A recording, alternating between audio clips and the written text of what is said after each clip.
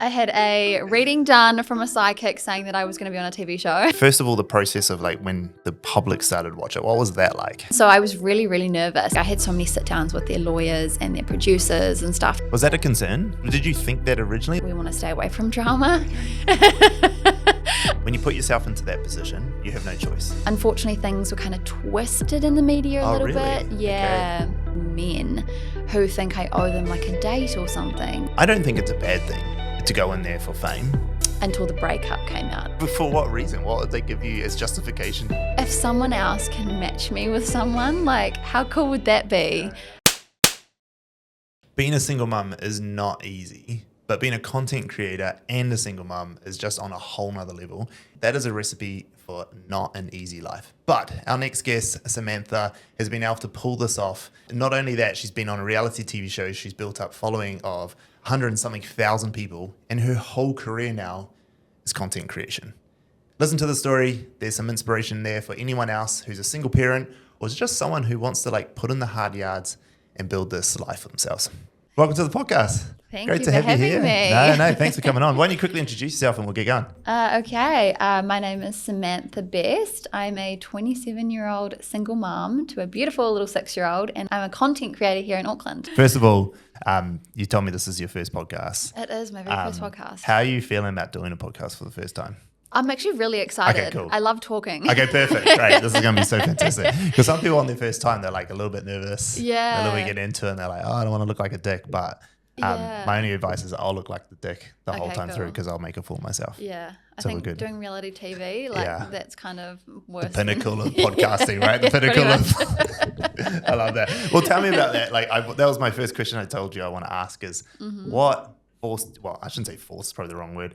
What drove you to make the decision to go on MAFS? Yeah, so it kind of started actually when my friend sent me the link. Yep. She sent me the link to MAFS and she's like, you should apply for this. And I honestly had never really thought about it until I had a reading done. Oh, yeah.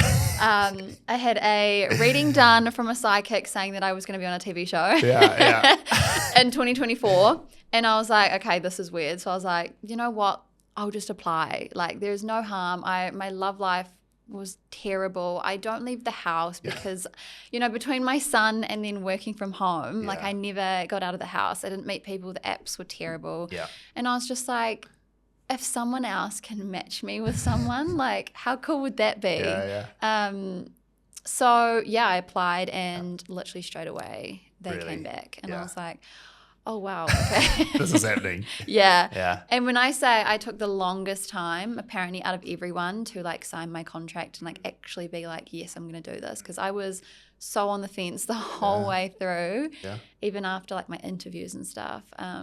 That's funny.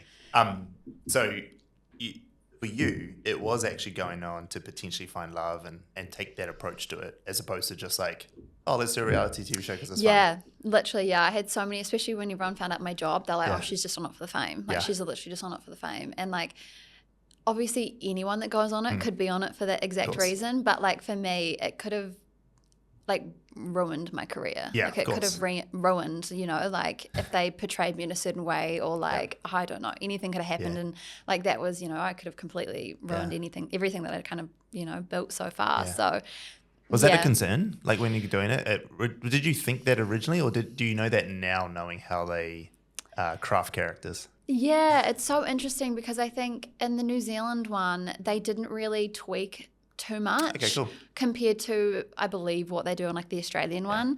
But I didn't know that going into it. Yeah, okay. They were very much telling me like, we want the love story. We don't want the drama. Apparently after the last one, they were like, we want to stay away from drama. Okay. So I was like, okay, that's quite like reassuring. And then, I was just like, I just want to, put myself out there and try and meet someone because I'm so ready to settle down. So there was actually some reasons for it because I was wondering because it's like, I don't think it's a bad thing to go in there for fame and those sorts of things because it's a great way of like getting some instant publicity. I think it takes like a certain individual to do that because it's not the easiest process. No. What was the process like for you? Like, because you are a single mum And so there's a lot more for you as well on stake here. So like, how was that process for you? Like going off and doing the filming, it can't have been easy. No, so that was another thing too. I was super nervous about was obviously you're away filming and I am not away from my son very often. Yeah. And so I was really, really nervous. And that was a lot of, I had so many sit downs with their lawyers and their producers and stuff, just being like, I, need phone calls home. I need, and they were so accommodating. Oh, cool. I could ring him basically anytime I wasn't filming. Yeah. And then when we were in Auckland staying at like the accommodation and stuff, if I had a filming, like afternoon off filming, I could go home and go see him. So yeah, they were so accommodating for that because I was so nervous about that being away from him. How long was it in total? 3.5 weeks, I think. Yeah. So it wasn't too long. But it felt longer. Yeah, of course. Yeah. Away from your child for that long. Yeah. Being in this kind of little bubble of filming. It was. Yeah, it wasn't too bad actually. Okay, so tell me, I don't want to stay on it for too long because there's so much other things I want to ask you. But like, I do want to know like afterwards, after the whole thing. So not just after filming because that's one stage. Then it comes out. Then everyone watches it. Yeah. Take me through, first of all, the process of like when the public started to watch it. What was that like? Yeah. So because obviously we watched at the same time the public did. So I had no idea what they were going to show, how they were going to show things. And so I was so nervous. And me being me, I guess, I was constantly checking all of the comments people were writing, and they had like 4 different Facebook pages of groups just chatting about MAFS. Wow. And so you're literally every episode they were like commenting things, and I was checking up and following everything. And it was actually really like I found my experience I think a lot better than some of the others. I guess we were kind of like the quiet kind of couple in the background a little bit, kind of just getting to know each other, and the public seemed to love that. So I think the filming and it airing was actually like a really positive thing from my end anyway, until the breakup came out. Then shit hit the fan. Tell me about that, because like honestly, look at me, I don't watch MAFS. Like I'm not a MAFS watcher. Like so, there's no way I've watched this whole story. The only thing I've seen is because I follow you on content, and so I've seen some parts of it. But like, just tell me briefly, like why was that? Why did shit? And like, what happened? And how did that affect you as a creator? And as just a mum and a person. Yeah, so I mean, I've never introduced a male to my audience besides my son's dad, which was 5 years ago. And that was before kind of I reached where I am now. I think I had like a few thousand followers when we were together. And so I'd never ever introduced anyone. And I think a lot of people do get really into the MAFS story, and they loved our story of getting to know each other. I do think they forget sometimes that it was 3.5 weeks of meeting someone. You're still getting to know each other, and like we had such an amazing time in the experiment, and you've got no pressures of outside world. You don't know what you're going to be like as a couple in the outside world because you're in such a la land almost. And so when it didn't work on the outside world, then that kind of came out in the public a few weeks after filming. Got it. And the public just were not happy at all. I think they had only just, I guess, finished watching this love story kind of come out, then to find out that it didn't work out. And unfortunately, things were kind of twisted in the media a little bit. Okay. Just as things, they do. Yeah, as the media does. As they do. I think kind of, it was just, I know that like feelings were hurt, and so things were painted in a certain light to make me look worse, and it was unfortunate that it kind of came out the way it did, and that it got taken the way it did. And I put out a statement kind of saying my side of the story, and because there is always two sides to every story. And then I had like the media come out and be like, do you want to do your side of the story now? Like, do you want to do another article on your side of the story? And I was like, honestly, I just want this to be put to bed. I was just like, it's out, everyone can believe whatever they want. At the end of the day, everyone involved knows what happened. And, so it was just, one of those things. How was it for your audience, like when they found out? Like, how did they respond versus how the general public did.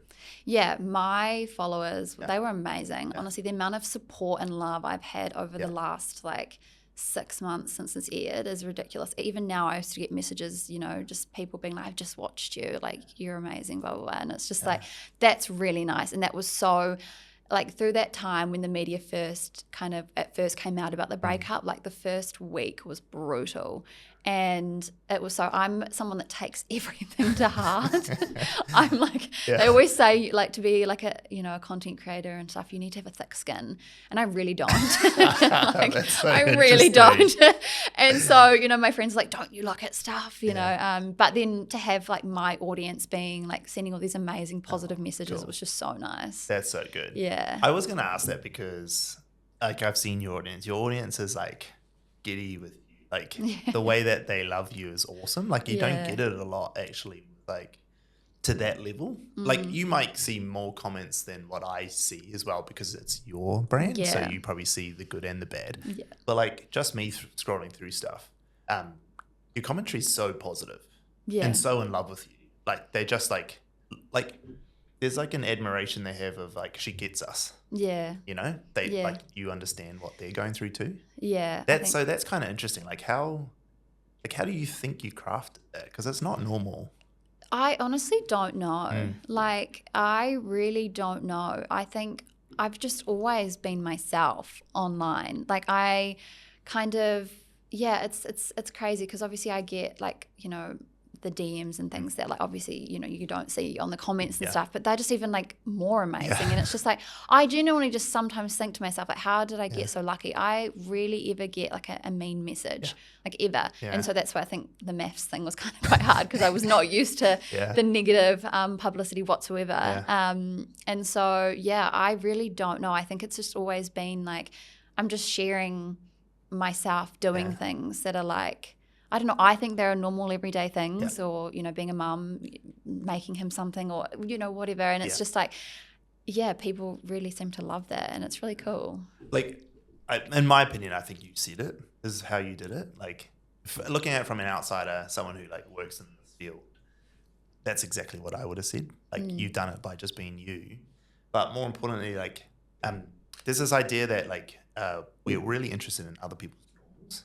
Yeah. We're really interested in it. Yeah. So people just seeing your normal is that there's enough of it that I think your audiences see in themselves. Either they were raised by a single mum, they are a single mother, or they're a young woman trying to make it in the world, or whatever. Those are just probably broader groups maybe that you can see in your audience, but they resonate with something that's super relatable, but you're doing your take on it. Yeah. And then they're buying into that, oh, that's so cool. She's doing it in such a cool way. Yeah. Which I love. I think it's great. I think there's not many people we have in this podcast who just have I reckon there's only probably half a dozen of the creators we've had on who just have overwhelmingly positive sentiment. Oh, really? Across their stuff. It's really interesting. Yeah. I think usually parents are usually the ones that we have. Louis Davis is one. He's just I don't think he's got any mean comments anywhere ever. You know what I mean? That's so true. Yeah. But you said something before I want to go back to. You said when we were in the experiment. Yeah. Is that language they use or is that just the way you think of it? Because that's quite interesting. I've not heard anyone say that before. Yeah, no, honestly, the whole thing was an experiment because it was they were experimenting with us, basically. They were putting us through things to see how would we react, you know, how would we react couple swapping and how would we react doing certain things.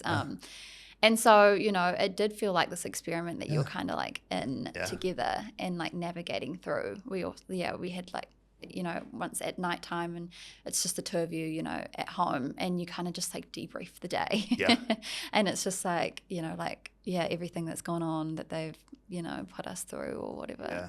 It's interesting. It is interesting because I think it was a great term that you use, experiment, because it is exactly that. It's this human psychological experiment to see, which is kind of not too dissimilar to content creation in itself. Yeah. It's weird to think of you just saying, I'm just doing things that are normal and people are watching. I think that is an experiment in human psychology anyway. Yeah. Why do we care? Yeah. Why do we care about watching people's random stuff? Other people's stuff? Yeah. I was thinking about the other day when I was reading a book about a guy who talked about when he was young, he couldn't believe people would go watch other people play sport. He's like, why would you do it? Why don't you just go play yourself? Oh. And I used to say the same thing about my nephews who watched people game on Oh my God, that's TV. so true. Yeah. And I'm like, my son does that with YouTube. Yeah. It's like, And why I'm would you like, just play the game? Yeah. Like, nah, these guys are awesome. I want to watch them play. Yeah. And then one of my nephews was like, oh, uncle, you watch the All Blacks. Why don't you just go play rugby? And I'm like, oh, true. Like, true.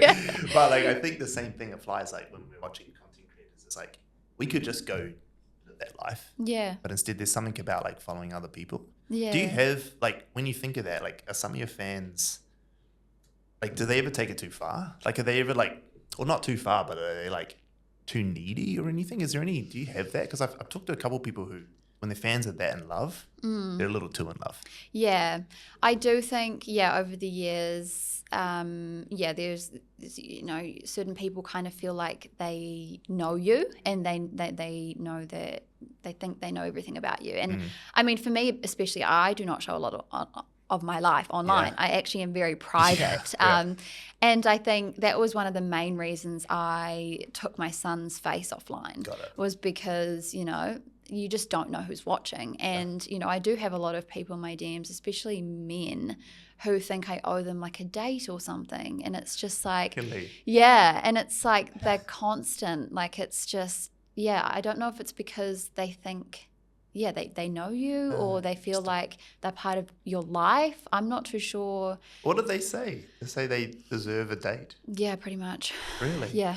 But for what reason? What would they give you as justification to They don't. That's the thing. It's just like, let me take you out. Like, I need to take you out. And it's like, no, you don't. That's so funny. Yeah. Oh, man. Yeah. It's, I think it's kind of put me off dating every now and then. Yeah. It shows you, it's the other side of the fandom, right? It's like the crazies. No, it's probably the wrong thing to call them. They're just like, they have this parasocial relationship with you. They do. And you notice, I see it a lot in other people's comments and stuff as well. And it's just like, that's why I kind of felt very, not gross, but like having my son's face online where like everyone felt like they know him. Yeah. And it's just like, oh, no. Yeah. It's a bit much. Yeah, I did.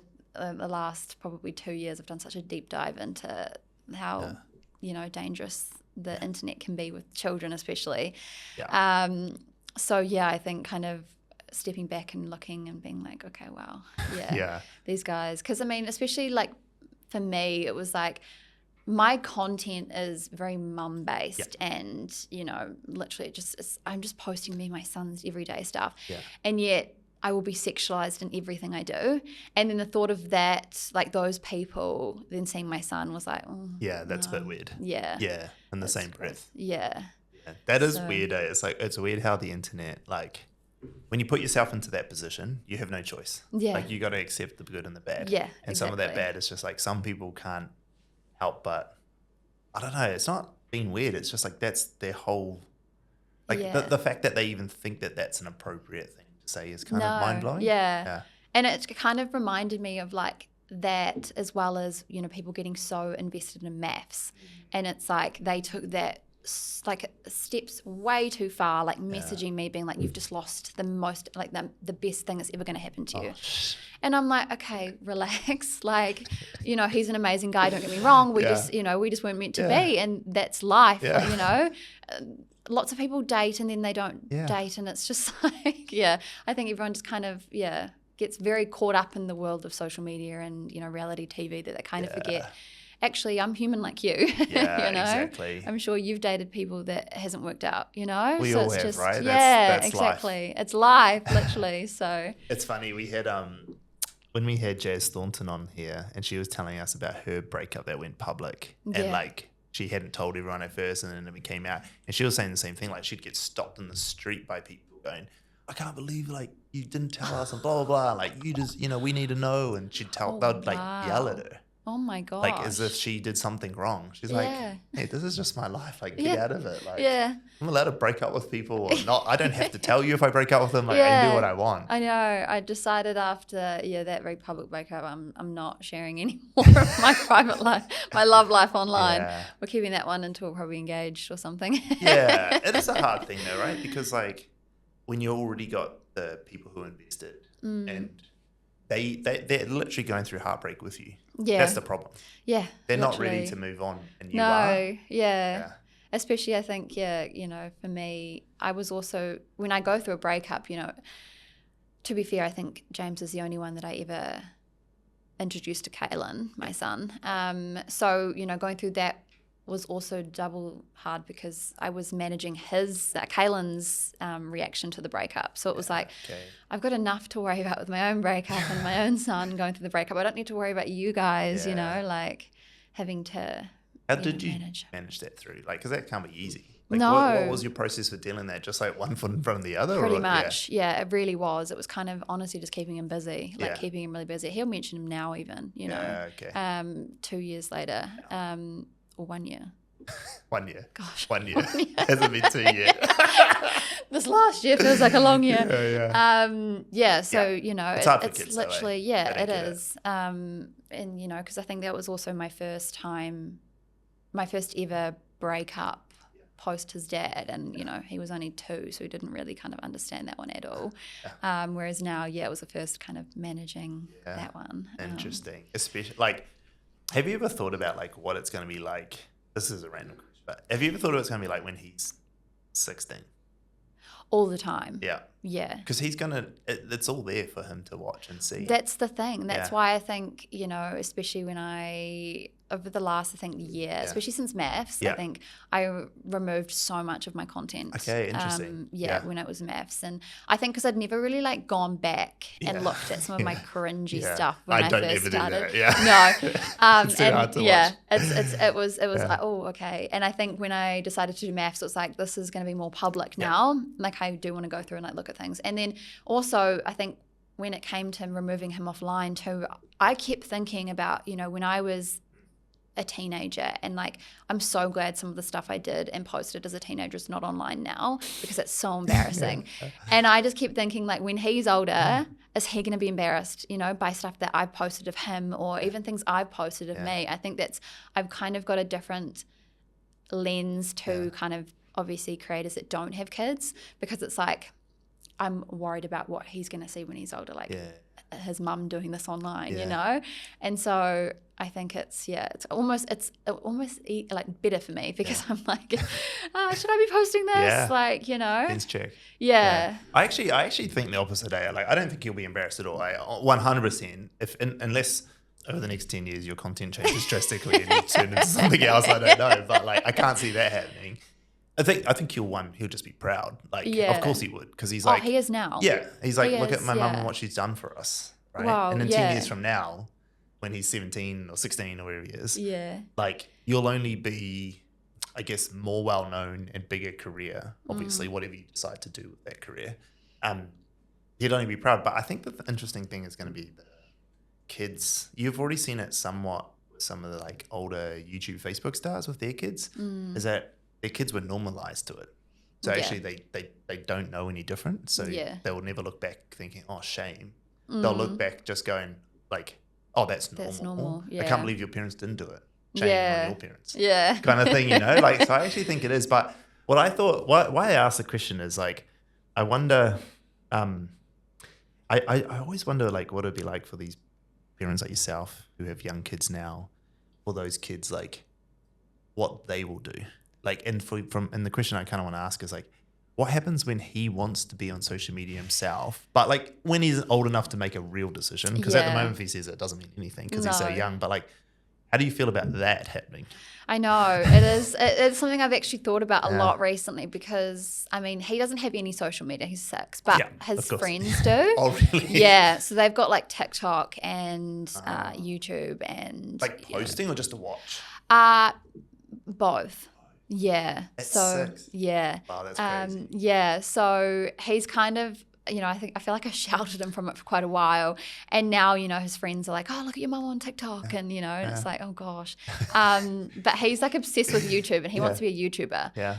He wants to start his own YouTube channel. That's amazing. Yeah, and obviously I'm like, no, it's not happening right now until you can make a decision when you're older. So it has been like a big thing that I've been like thinking about. And I think when he does get to an age, he can make his own decision.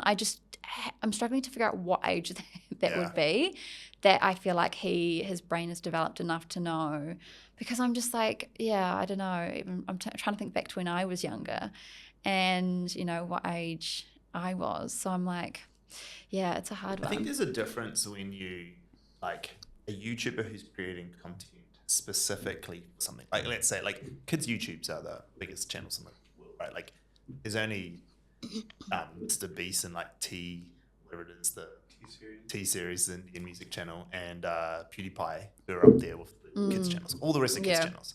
Coco Melon and stuff like that, right? Like, they're all massive. So there's something different when you're creating, like, a kids' YouTube channel as opposed to, like, a 6-year-old putting out daily lifestyle content. Like, get ready with you, or like, get ready for school. Like, you know, like, those are two different things, I think. And I think, like, there's nothing wrong with, like, curating his ability to create as opposed to him putting his life on the internet. Yeah. I mean, those are two different things. And I think, but they're quite hard to separate when you live in that world, because you know as well as I do that that'll still bring people commenting as if they know him. Yeah. Which will do it. But I think there is a slight difference. But it is a hard thing. I mean, I'm not a parent, so I'm not going to have any parenting advice at all. I should never do that. I'm at best an uncle. But I think there is something different. I think one thing I think is interesting in that space is they can still create without publishing. Yeah. And actually, it's something I found out, like, with Joni and our team, that she used to tell me, like, I was like, where did this start? Like, creating content. She's like, oh, Dad used to have this thing, and I used to make all these videos and stuff like that. And same with my nieces, they do it as well. And I'm like, that can still happen. Yeah. You can still teach that. So when they are older. Anyway, that's another thing. Again, not parenting advice. Do not take my parenting advice. I have no clue what's right for children. But I am fascinated though with, like, when these, like, next generation of kids come through, because you can't stop it. They're either going to be, I want all in, or I want nothing. There'll be no middle ground, I think, with these kids. Yeah, because social media is going to be even bigger, I can imagine, by the time they're, you know, in their teens. It's going to look different. Oh, look at, you know, even AI. Yeah. That's, I think, what's terrified me the most with having my son online is like, you don't know what's real. You could take his photo and put it on anything, you know, like take his face. Oh, it's terrifying. Yeah. I'm such a helicopter mum too. I mean, look, I think you've got some good reason to be. Like, how public you are. I think that's the difference. Like, I think when it kind of got to the point where, like, Kaylin was with, like, other people and getting recognised in public, that's when it was like, ooh. Interesting. Yeah, okay, no, I don't like that. So that started happening before you took his face down, eh?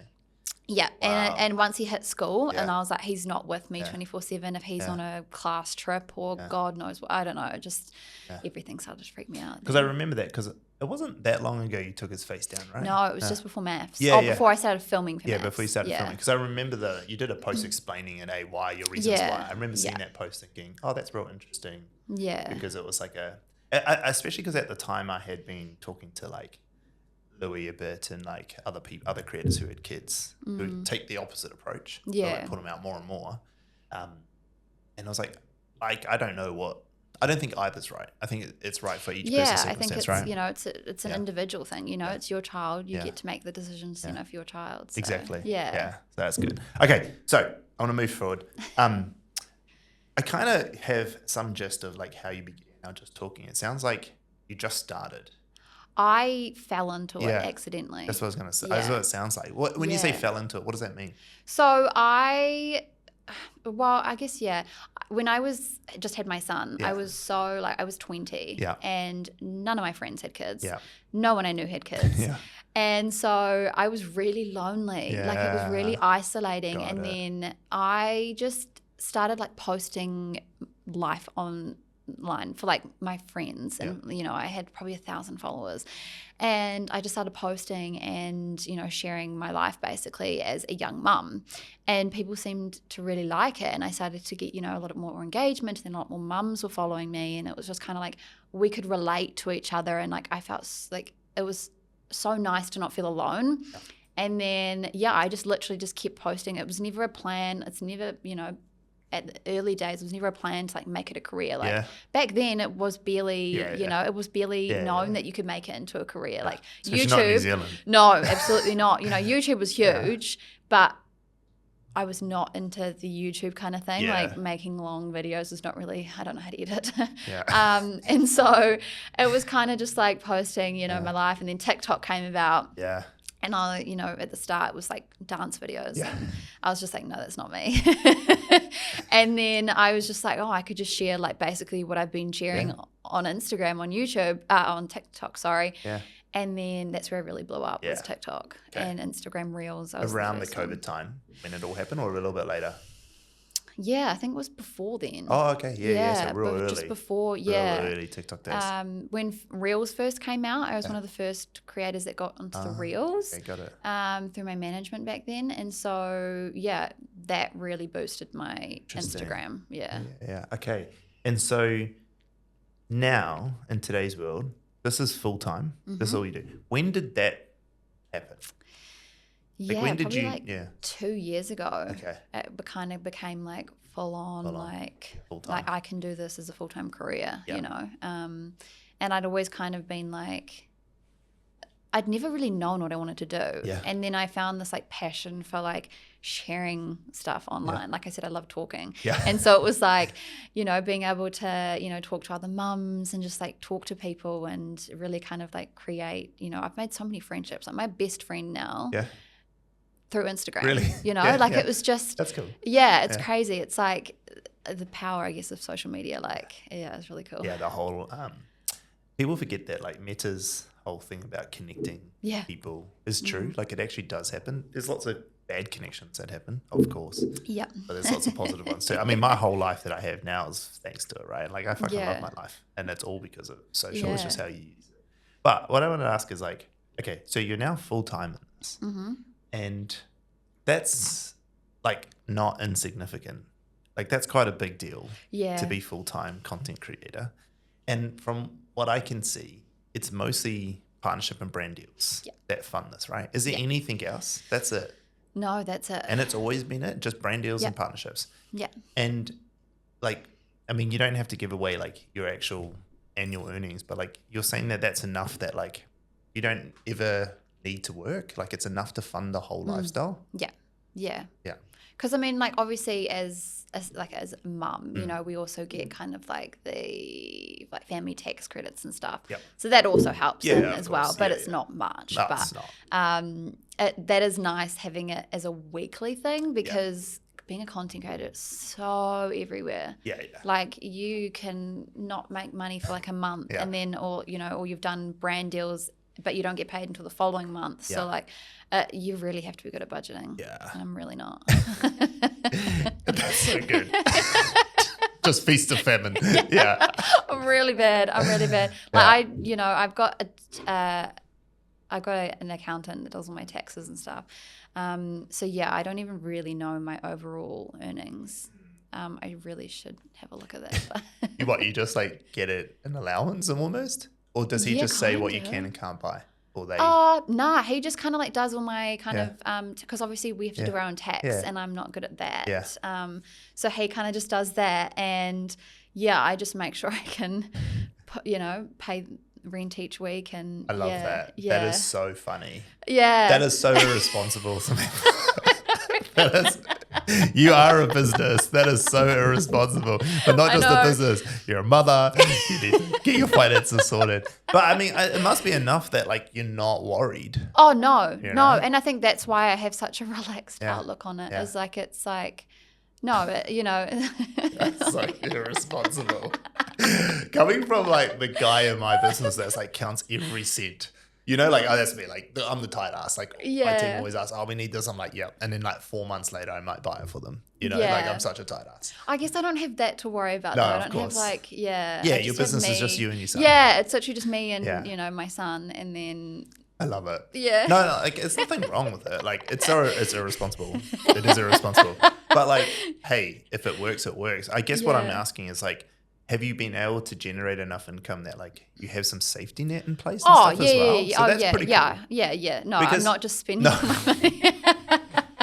I would imagine not. But I guess why I want to say that is because like for other people listening, like you've gotten to a point where like being a single mum's not easy and there's costs and kids are like not cheap. No. But you've been able to sustain that for the last 2 years and as well as like have a safety net built. Yeah. So you're not just like living week to week. Oh, no, absolutely That's not. amazing. No. Yeah. No, that's honestly fucking awesome. Yeah. No, I do think people do kind of underestimate, you know, and I don't put that lightly, where it's like, you know, you can create a really comfortable living through being a content creator. Yeah. And, you know, I do think sometimes, you know, I feel like I do take that for granted Yeah. because, you know, like I don't have to, you know, stress each week kind of thing.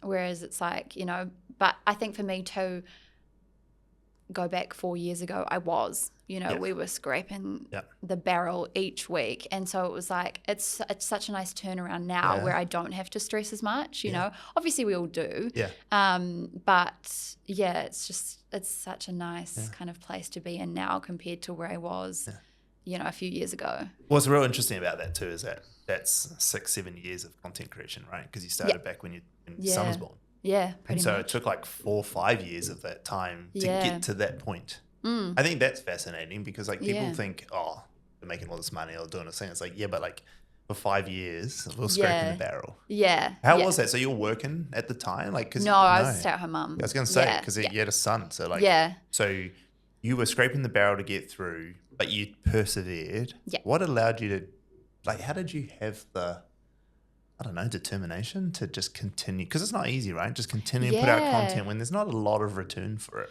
No, because I think at the start, you know, for the first few years, it was just a hobby. Yeah. It was a hobby that brought in a couple of, you know, paychecks here and there. And I never realized I could make a career out of it. I never kind of set out to make a career out of it. Yeah. And so it was never like, oh, like, you know, 4 years of having to like, you know, post content because it didn't feel like that.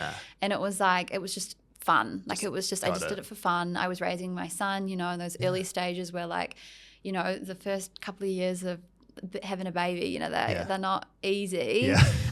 So it was kind of like my creative fun outlet. And then, when I kind of started building up my following and, you know, the brand deals started coming in more and more, I was like, oh, actually, I could do something with this, you know? I could create, I could create something with this. What I like about that story is like, and I was hoping it's what you'd say is that like, you don't go into it trying to become a billionaire content creator. No. Because you'll just give up. Yeah. So you've got to have some passion and drive towards it. You do, because it is, I mean, like it's not a hard job. Yeah. Trying to think of the way to go around that one. It's not hard, but you've got to kind of like, it can be quite mentally draining. Yeah. So you definitely have to kind of, you know, have passion for it. There have been many spots where I've gone through it, I've just been drained out and I'm like, I just don't want to do this anymore. Yeah. And then, you kind of get your spark back and it is very up and down. Oh, for sure. Mentally it's hard, especially if you're a content creator on your own. You know, like you obviously have like peer networks and stuff, but as you say, you don't go out a lot and you're at home and you're on your own. Like, it's pretty lonely. I think, I think my life, like being a single mum as well, can be draining. And then, you know, when you are just talking to what feels like you're just talking to your phone, it kind of feels like, oh gosh, you know, like, and then you get these messages from people being like, oh, you've inspired me to do this, or, you know, I love, you know, watching you, and it's like, oh gosh, like it's so worth it, you know. So the feedback is like keeps you going. Oh, 100%. Yeah, absolutely. You can see that in your content and your commentary, like, which is quite cool to see. Okay, so then, what's next? Yeah. Like, is this the brand forever? You just evolve it, gain more followers, get bigger brand deals, or like, what else? No. You're so young. Yeah, I know.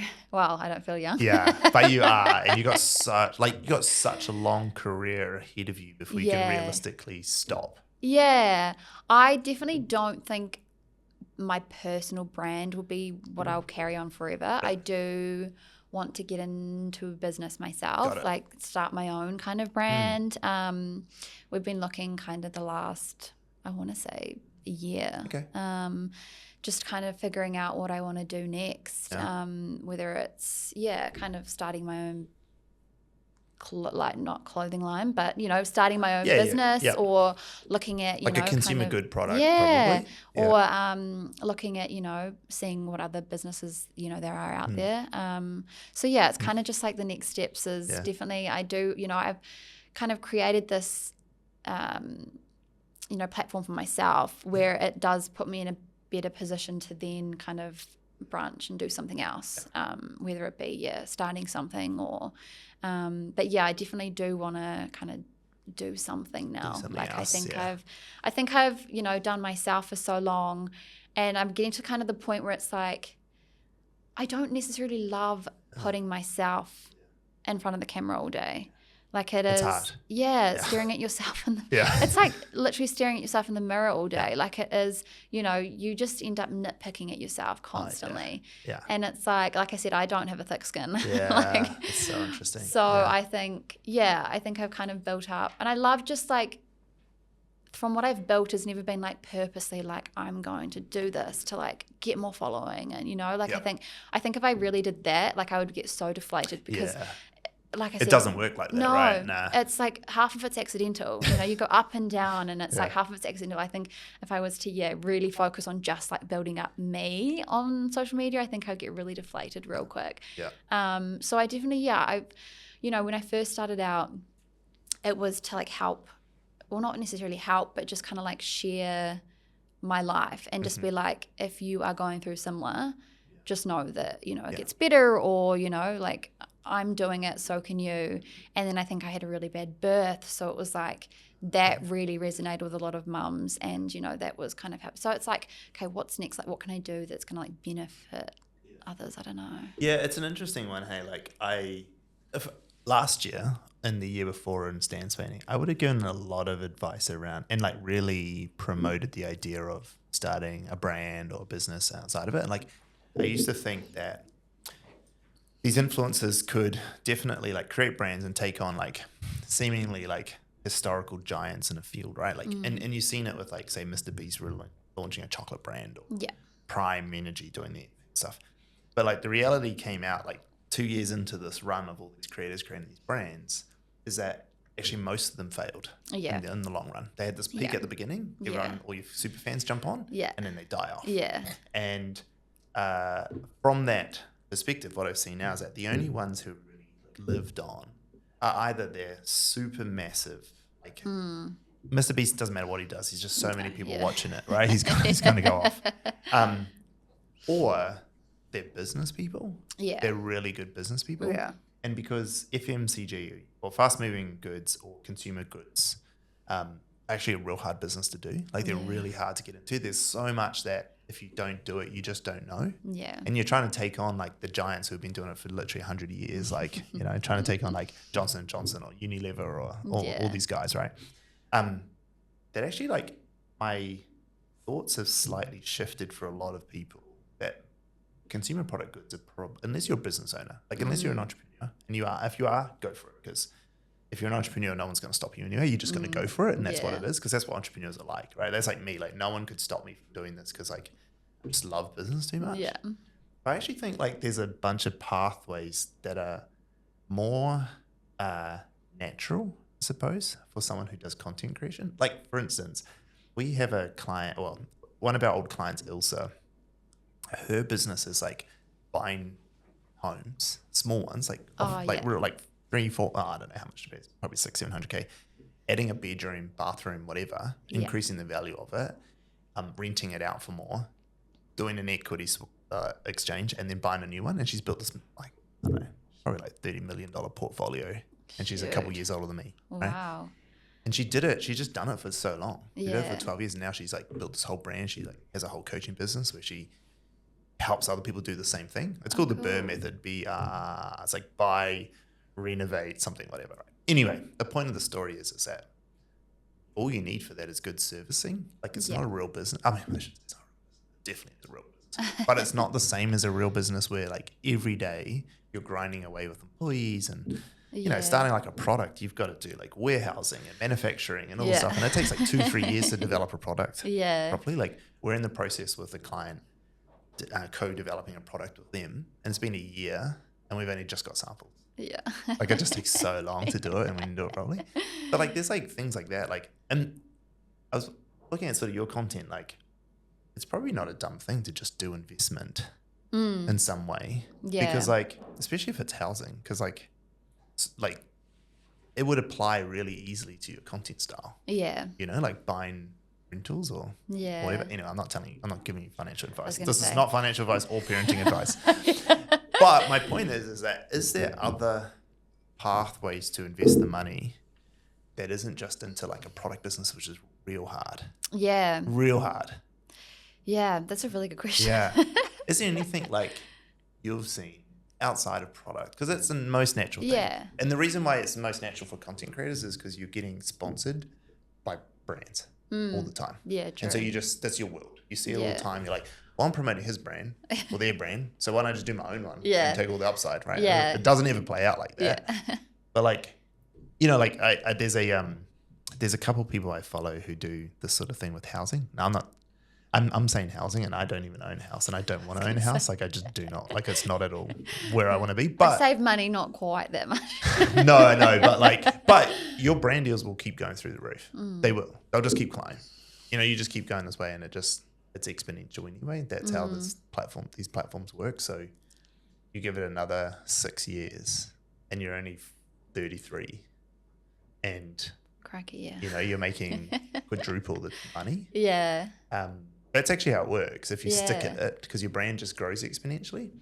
But I watch these guys, and then their brand deals end up becoming people sponsoring their fit outs and their renovations. And Yeah, I did see. know? I have seen some. Yeah, Yeah, there's some a people few doing of them like renovating that. at the moment. Yeah. It's like they get like Yeah. sponsorships for doing them. Yeah, yeah. so it's like, how do you create a business which is actually just your life, yeah. and you're getting paid for doing your life, but that thing in itself creates more wealth? Mm. I don't know. I don't know the real answer here, but like I would, not just for you, but for people listening, like I would look at Yeah. like if products is a thing, are you going to partner with someone who can run it for you, who develops a business? That's fine. If you got someone who's, and you might be the business owner yourself, but like it's not an easy thing. No. And I wouldn't. Like I've thought about doing it myself, and I don't want to do it. I don't want to do products. Like I've thought about it, and we've talked about it as a business, and we know we can market the shit out of it because Yeah. that's what we do. Yeah. I just don't want to go through the logistics of building Yeah. a business like that. Takes a lot. They say like the first few years of a business, you're not even getting paid. I didn't. I mean, I probably started paying myself a year in, actually, and I paid myself $48,000 a year. Yeah. Up until a year ago. A year ago, when I gave myself a pay rise. I gave myself a pay rise once, like 2 years ago, and pulled it back 2 months later because I realized like I can't afford this. Yeah. This is stupid. And I tried to double my salary, and I was like, this is fair. I'm paying some other guy $160K. I should at least be getting paid 100, you know? Yeah. Tried to increase my salary 2 months, and I was like, oh, I need to pull this back. Like Yeah. I haven't got the cash flow to do it. That was in my like 4th year of business. I was gonna say how long, yeah. And then Oh, now, God. like as of last year, so for my 5th year of business, I didn't quite double my salary, but I put my salary up. I'm still not even in 6 figures. I mean, it's different. So I get you get the equity upside. So like the business is worth a certain amount of money, so I'm getting paid that as well. Yeah. But it's not as tangible as physical cash. But anyway, my point is like there are definitely businesses out there where you don't have to go and build these products that then a year later people don't want anymore. Yeah. It's a real hard slag. It is. Yeah. My dad is like really into business. Yeah. Like he is. He owns quite a few businesses. So it's like he kind of knows all of the. What sort of businesses? Oh gosh. No, like just like in the field, industry wise. Doesn't have to be the actual business, but what industries? No, this is interesting. Yeah. Are they consumer product? Are they service-based businesses? Are Service-based. Service-based. Yes. Like kind of like and you don't have to say if it's this business or not, but like, are they services in the professional world? Like we're a marketing agency, so it's like a professional service, legal, things like that, finance, or are they services like a laundromat's a service, or like water blasters or builders? I'm trying to think what. Do they do manual labor, or do they play on computers? Play on computers. Okay, cool. So like a professional service, professional services. Yeah. So they created an app and Cool. Okay, Yeah. so in some form of tech. Yeah. Well, see, this is another thing I thought about. It's like if you've got a dad who can help you in this space. Yeah. It's like rather than going into products, services are a real interesting one to play in because not just professional but all sorts of services. Do you watch Cody Sanchez? Have you watched her? Oh, you would love. I reckon you'd love Cody Sanchez. She's she's called, like, her nickname's a Main Street Millionaire. It's her book anyway. And she does this thing about boring businesses. And she made all her wealth originally off buying laundromats. And she's worth hundreds of millions of dollars now. Yeah. She's my age. She's phenomenal. Wow. Like, she's massive. But she just buys, like, businesses that are, they don't take a lot of her time to run, but her brand can help build them as well. Yeah. And, but they're businesses that everyone needs. Like, laundromats aren't going anywhere. No, they're not. If anything, they're actually increasing in. Yeah, I was going to say, I feel like most people are using them now. So that's quite cool. Like, if you've got a family, you got family who can teach you that part of it. So it's, like the last year, it's been, I think I will go into business like with my parents. Yeah, great. That's what I want to hear. That's great. Yeah. No, I could not do it myself. No, it's not to say you can't. It's not to say you can't, actually, because I don't know your prowess when it comes to business. But, like, the only reason I was confident going on my own is because I did a 15-year career running hotels. Yeah. Right. And like, I watch a lot of Kiwis go into business, never run a business before. Yeah. And then they fail. Yeah. And so my thoughts are, just because you can make content just means you're a marketer. Yeah. Doesn't mean you're a business owner. Actually, you need to go get some business experience. Yeah. But if you've got someone who has the business experience, they can teach you it all. Yeah. That's great. Oh yeah, no, my parents are very that's fantastic. very knowledgeable in that department. Yeah. They've taught a lot, and it's cool kind of seeing like over the years, because it's like, when I first started being a content creator or doing content, everyone was like, what are you doing? Like, this is silly, like, why are you posting videos, and I mean, not to say that people weren't supportive, but at the start, it wasn't like the greatest. And then now to come like a full 360 being like, well, we can use this for a, business. And it's like, cool, like. I got the same stuff from my family and friends when I started. They're like, I mean, they weren't mean about it, obviously. They're supportive, but they're kind of like, what's this guy doing? Yeah. Why is he posting on LinkedIn? And I was on LinkedIn, right? That's where my most profitable brand is LinkedIn. Yeah. It's still like where half our business comes from is LinkedIn. And so like, what is this guy doing? Like, no, everyone's on LinkedIn trying to get a job, and he's out here posting his journey, Yeah. But it wasn't until like we got to this point that people were like, oh, maybe he was onto something. Yeah. But you have to be able to persevere through that first few years. Oh, yeah. Especially because I came from such a small like hometown as well. Like, I'm from New Plymouth. I'm not from here. And, a small town where people are, And talk. Yeah. But nicely. Yeah. It is what it is, though, right? Sticking it out, yeah. Putting yourself out there means that you have to be able to take both sides. Yeah. And there's, I probably should start to wrap this up because I'm well over an hour now, I think. But I was watching a post or a video the other day from Luke Kemmies, who runs the Keep the Change podcast. Have you heard of that? It's Keep the Change podcast. They're quite, it's actually huge now. He's done well over 1 million downloads now. Oh, wow. He was talking about how funny it is that in New Zealand we have an insult where we call people tryhards. Yeah. And he's like, oh, that's weird that like I'm calling you a tryhard. Like, shame on you for trying hard in life. Like, it's such a dumb insult. So true. Yeah. And it made me really think, like, that's what content creators and people are trying to do. Yeah. We're trying hard to better our lives. Yeah. And then you get shit from it. And I think the message is that don't, like, as content creators and people put ourselves out there, we understand the both sides of the story. Yeah. We're not saying people shouldn't do it because they shouldn't, but they're gonna. Yeah. But also maybe they should look at themselves and like, maybe you should try harder. Yeah. Yeah. I so agree with that. Yeah. It was just such a funny thing. I was cracking up. Anyway, I think I need to wrap up because I'm well over an hour. But that was real interesting. It's interesting to I haven't had someone on who a couple of things. Oh God. No, there's a couple of things. The audience that you've got, I've never really seen. There's just a weird love that you have with your audience, which is awesome. I say weird in the best way possible. Yeah, it's just so good. It's amazing. And so having someone with that, having gone through what you did with MAFS, your son being part of that whole process too, and doing it on your own, and then doing it all on brand deals. Yeah. That's huge because so many people like they're like trying to do other things. Yeah. And you've just gone, no, I'm just going to like one foot in front of the other. Yeah. Step by and step. I mean, you know, like we got to make sacrifices, Yeah. you know, like it's not like I have flatmates to help with the rent and, you know, like things like that. You there's always going to be sacrifices you've got to make. Yeah. It's just about, putting yourself in the best position you can, basically. Love it. That's great. Well, thank you so much for coming on. That was really cool. Thank you so much for having me. No worries. My first ever podcast. Yeah, love it. Got the first one. Woo. All right. Thank you.